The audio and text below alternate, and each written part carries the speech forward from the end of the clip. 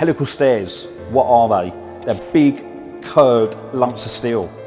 This staircase at Weston Homes weighs 3 tonnes. 3 tonnes of curved steel, gracefully radiusing up a building. How do we build it? We've got rolls. They're like a big washing machine mangle. You roll the steel through it. It takes very skilled people. You put them all together in the workshop. You stand them up full height. You put the balustrades on it. You make sure it all works to millimetre accuracy. You then take it all down. You shot blast it, you paint it, you finish it, you get it out of the lorry, you take it down to the site.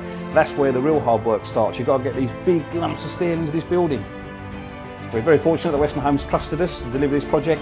We love making things that are helical, that are spiral, that are different, and most importantly of all, the more difficult it is, the happier we are to be involved.